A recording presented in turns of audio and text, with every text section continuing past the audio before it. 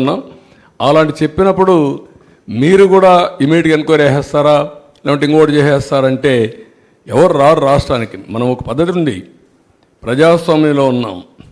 ఒక పక్క చట్టాలు ఉన్నాయి, కోర్టులు ఉన్నాయి, ఒక పక్క మనం ఉన్నాం. అందుకే అమరావతిని ఏం చేశాడు, ఒక అగ్రిమెంట్ చేశాం అమరావతిలో. అగ్రిమెంట్ ఏంటి, రైతులు సిఆర్డీఏ రాజధాని ఇద్దరు కలిసి సిఆర్డీఏ కలిసి ఒక మ్యూచువల్ అగ్రిమెంట్కి వచ్చారు. మేము భూమి ఇస్తాం, తిరిగి మాకు మీరు ఇవ్వాలని ఒక అగ్రిమెంట్కి వచ్చారు. ఆ అగ్రిమెంట్ చెల్లదు, నేను 3 రాజధానులు పెడతాను పెట్టాడు.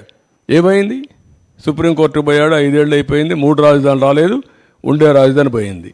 కొండ 4 మంది వేస్తే ఉండే 4 ఊడిపోయింది. అదే అతను చేసిన పని. దానివల్ల ఎంత నష్టం వచ్చింది, లక్షల కోట్ల రూపాయలు నష్టం వచ్చింది. లక్షల కోట్ల రూపాయలు ప్రజాధనం ఆవిరైపోయింది. అందుకే నేను చెప్పాను, తిక్కలోడు సంతకు పోతే ఏమవుతుందని. అదే జరిగింది, తిరునాళ్ళకి పోతాయి. సార్ పవర్ ప్లాంట్స్కి మీరు కూడా నన్ను ఎమోషనల్గా డిస్టర్బ్ చేయాలి, మీరు అది చేసేస్తారా.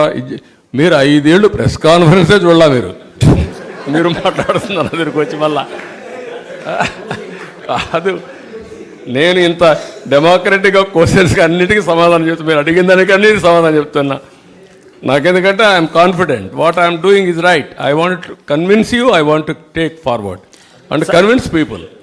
సార్ పవర్ ప్లాంట్స్కి కోల్ షార్టేజ్ అనేది బాగా ఇష్యూగా ఉంది సార్. అంటే 2 డేస్ కానీ 3 డేస్ కంటే కూడా ఎక్కువ ఉండటం లేదు. ఏది పవర్ ప్లాంట్స్కి కోల్ ఇష్యూ, కోల్ షార్టేజ్ ఉన్నాయి.